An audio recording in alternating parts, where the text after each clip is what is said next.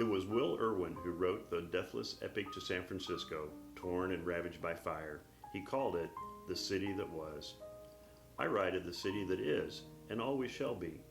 It was my hometown, Plattsburg, Missouri, nestling among the fertile acres of Clinton County. Christmas morning I drove from Kansas City to the peaceful community where I was born. It has been many years since I last saw it. Since that time, the world has been wet with blood and tears. Nations have tottered, kings have been dethroned, and the map of the world has been changed.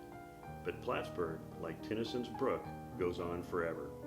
It remains a staid, hospitable little city, ever ready to help the neighbor, charitable to the fault, and free of back-fence gossip. Plattsburg is always proud of its sons and daughters, and wherever they roam, they know that back home there is a welcome hand and a kindly word. There are very few changes since I last saw it. Where the village smithy stood, Chot Young has erected his brick garage. Dr. Chastain and Editor McWilliams have built new homes, and the vacant lot next to Mark Riley's drugstore is now graced by a new bank. A new Laclede Hotel rises from the ashes of the picturesque old hostelry. The rest seems to be unchanged. The old swimming hole beyond Perkins' pasture still has the overhanging trees. George Wynn, I believe, smokes the same old pipe. At least it smells the same. From the time I arrived until the time I left to fulfill a Kansas City dinner engagement, there was a constant stream of callers to see Henry's boy. Horace Riley, the banker, who insisted I should run over to see Anna Pack and the three kiddies. Dr. Ray, who was in a poetical mood. Dr. Speckman, Emmett Scarce, Dick Musser, Tom Swan, Charlie Thompson, and scores of others. All busy with their Christmas dinners and entertainments, yet taking time to extend welcome to the prodigal. It was a kind of reception that warms the heart. Old memories were revived, memories of the living and the dead. Just a few weeks ago, Mark Riley passed on. He was a beloved son, and deservedly so, and in the midst of the happiness, no one I met forgot to mention him with moistened eyes. Plattsburg never forgets. Plattsburg has no flapper or no cake eaters. The girls are corn-fed, robust, and maidenly. The boys are mostly young farmer lads. It is a farming community. They work hard, raise fine families, and live to ripe old age in health, peace, and plenty. After dinner, we went down to see Aunt Betty Smar. There was a cold glass of cream waiting for me. Aunt Betty does not forget. And Cousin Sennett, next door, was playing cribbage with his new son-in-law. He is president of the Plattsburg Pitch Club, a group consisting of my father, John Lincoln, and Bob Frost. Every night for years they have played in the hotel office.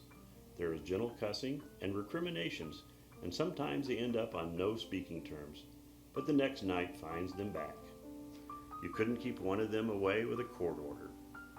Plattsburg has its dinner at noon. At that hour the streets are deserted. Dinner is the hour of family, community wholesome and joyous.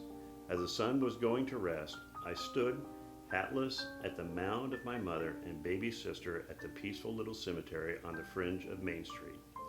Tiny puffs of smoke were floating from Plattsburg's homes. The supper hour signal. Young lads were driving the cows back to pasture. Dogs were returning from their rabbit chases. Far off, the vesperal bells were ringing. The first street light sputtered on Main Street. At such a moment, the clamor of my adopted city, New York, seemed cheap and tawdry. I felt as I did not want to ever see it again. He always said he would rather live in a town the size of Plattsburg than New York, Paris, or any other city in the world. It's living there, existing in a big city. He was born the 18th of February in the year 1884 in Plattsburg, Missouri. My name is Mary Harper Day, and I grew up here in Plattsburg, as did my parents.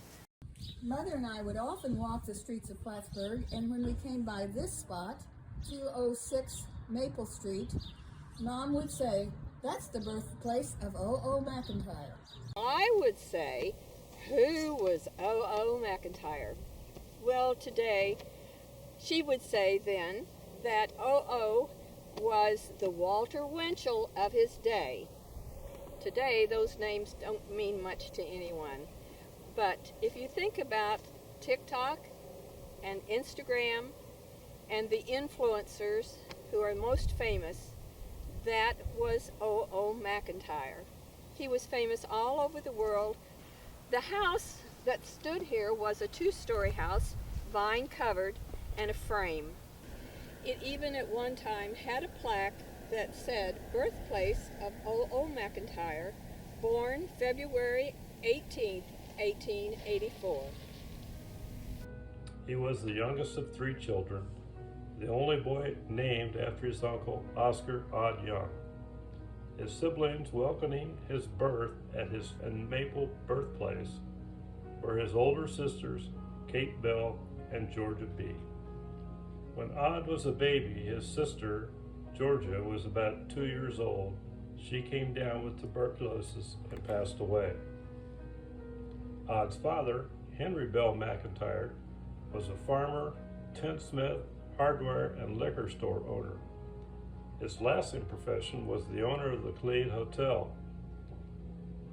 Henry McIntyre was very civic-minded and improved the community in many ways. He helped get the KC and North Railway in Plattsburg, organized the People's Telephone Company, was one of the organizers of the first Chautauqua, and was chairman of the Red Cross. His family had moved west the year the locusts descended on the U.S. Henry's parents, Alexander, a tinsmith, and Joan McIntyre, returned to their home in Gallipolis, Ohio, but Henry decided to build his roots in Plattsburg, Missouri. Henry met Melinda Frances Fanny Young, and they married the 1st of December, 1879, at the home of her parents, John Harrison Young and Eliza Tillery Young. The Youngs had 8 children, lived on a farm raising livestock, wheat, and corn. In later years, Odd would say that his love of dogs started during years that he spent on the farm with them. It would be 7 years of marriage and 3 children later that his mother, Fanny, would succumb to consumption in 1887.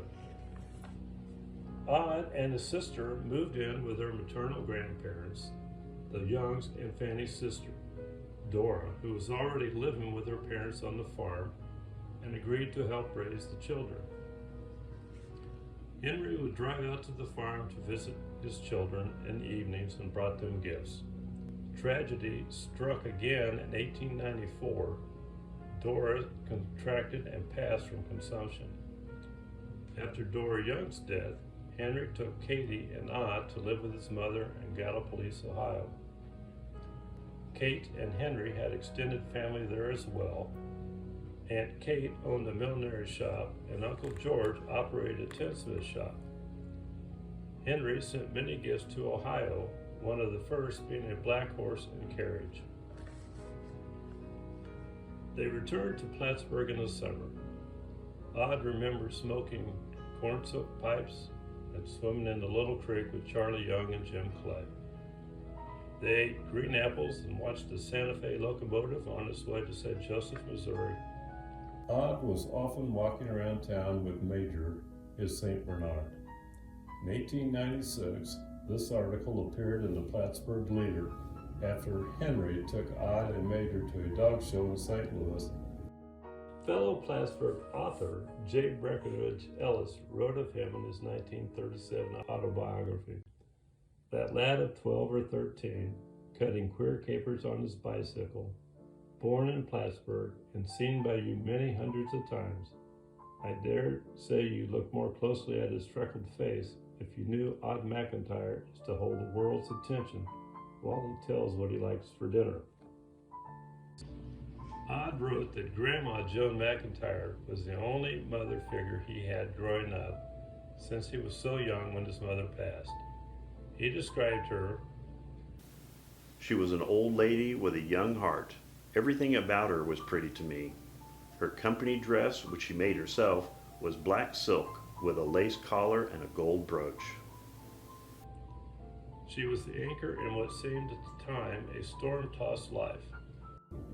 In 1911, she passed away in Richmond, Missouri. Henry was managing a hotel there while the Laclede Hotel was being rebuilt after the 1907 fire. Odd's father wanted him to learn the hotel business, but he had plans to become a newspaperman. From my earliest recollection, I wanted to be a newspaper reporter, and I cannot tell you why.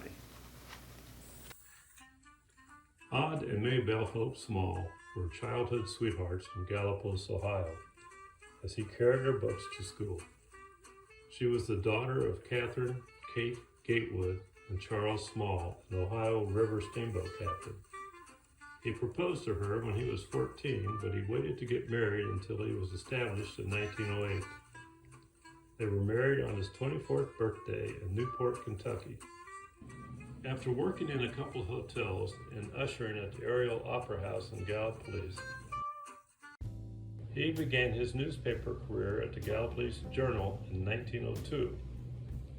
He then moved on to Liverpool, Ohio to become a featured writer on the East Liverpool Morning Tribune. The Dayton, Ohio Herald was his next job as a political writer and later managing editor. While working there, he reported on two brothers from Dayton who were working on a flying machine. In 1907, he became the telegraph editor for the Cincinnati Post, later becoming city editor and assistant managing editor. He made his way to New York in 1912 and took a job as the associate editor at the Hamptons magazine. Hamptons folded and he became the copy editor of the New York Evening Mail. This placed Odd at Pier 54 when the Carpathia brought the Titanic survivors to safety. The interviews Odd and his team secured gave readers a glimpse of the horrific demise of the passengers on the Titanic. After this, Odd started writing a daily column about New York City life. He sent out copies of the columns through the mail, and the Bridgeport Post was the first newspaper to run the column at the annual fee of $8. Maybelle became his business manager, and he soon had syndication contracts with Scripps, Howard, and McNaught. Within 2 years, 26 papers had signed on at an annual fee of $600. In New York, his column appeared in the Journal American. Back in Gallipolis, the Gallipolis Tribune ran the columns on its front page. He also wrote a monthly essay for Cosmopolitan for 15 years. At that time, it was one of the country's largest general interest magazines. His publicity work for the Hotel Majestic gave him free room and board, and syndication made him one of the highest paid newspaper writers with an income of more than $200,000 each year, which is approximately $1.5 million in today's dollars. For millions, the only knowledge they had of New York City was from his daily columns. He collected canes, neckties, perfume, and pajamas, and hung out with the famous celebrities of the day as he frequented theaters, restaurants, and nightclubs every night, and he was known for his flamboyant way he dressed. He was called the Wizard of Wit and had a big sense of humor, using material from his memory, reading, observation, and his mail, and there was lots of mail. At the height of his career, he received 3,000 letters a week and sometimes gifts. Although Maybelle and Odd didn't have children, he frequently wrote about his dogs, and once received more mail for that than any other columns. There was Rainbow, Junior, Billy, and Nimble. His column was clean and enjoyable reading for the whole family. Some of the columns were called Short Savings, Thingamabobs, and Thoughts While Strolling. Now, all these successful columnists or writers, they have a whole lot of little items like Odd McIntyre. He has the most interesting mess called Thingamabobs. But Lord, he can take his sewer and write it up and give it a fragrance that you almost yearn for. In 1928, he reached the largest audience when he became the featured writer for the Hearst Press. He did most of his writing in his bedroom on his portable typewriter. He would stay up most of the night and sleep all morning. By 1920, OOM was one of the most famous New York celebrities to those who read his column. His column, New York Day by Day, was a bright spot in the daily lives of untold millions. After Odd traveled to London and Paris, he also wrote about those cities. His books include the 1935 bestseller, The Big Town, White Light Nights, Another Odd Book, and 25 selected stories. On their 25th wedding anniversary, Odd gifted a home in Gallipolis to Maybelle. It was her grandparents' previous home that they had named Gatewood. Odd was a Christian Scientist and had lots of phobias, including a fear of doctors.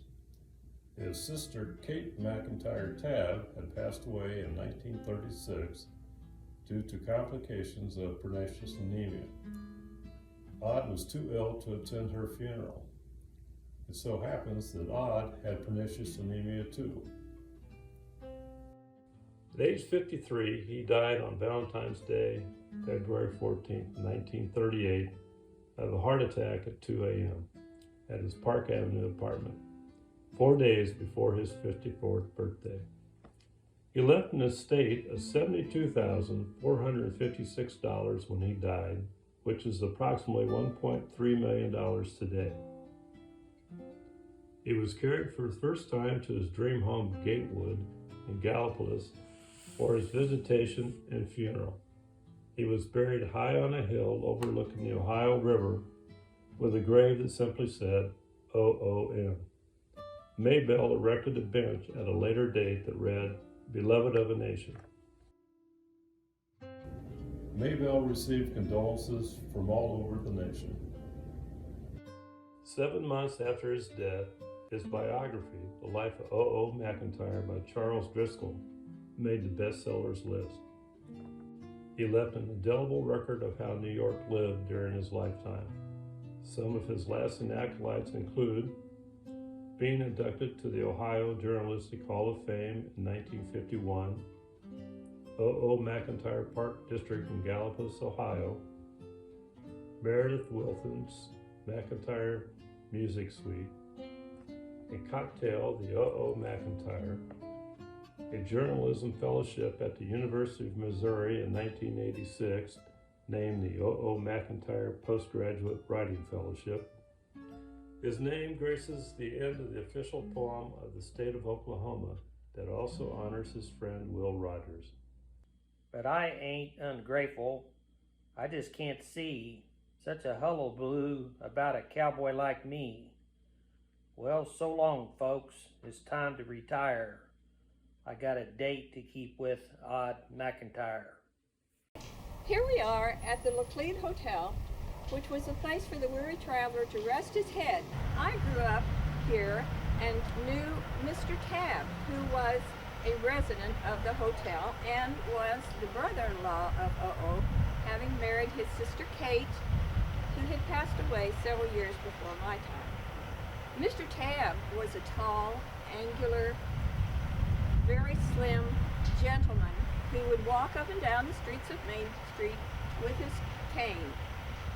He always was dressed to the nines, with a hat, with a tie, with a white shirt, and a suit.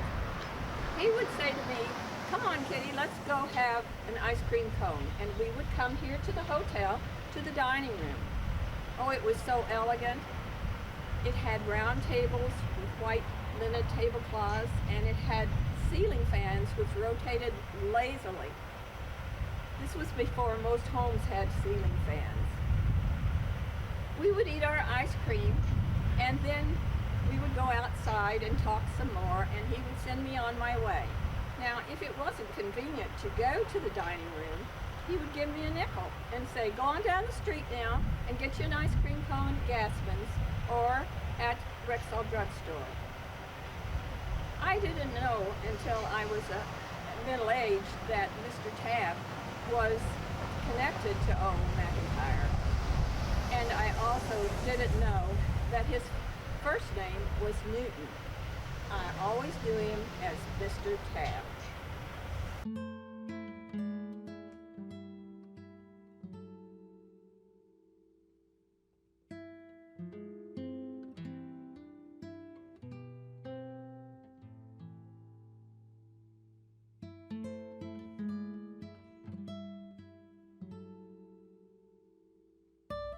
Maybelle continued to live in New York and after his death and returned each summer to Gatewood until the late 1960s when she moved back to Gallipolis. She passed in 1985 at the age of 101 in Point Pleasant, West Virginia, and was laid to rest next to her beloved OON. In Gallipolis, the bells are tolling.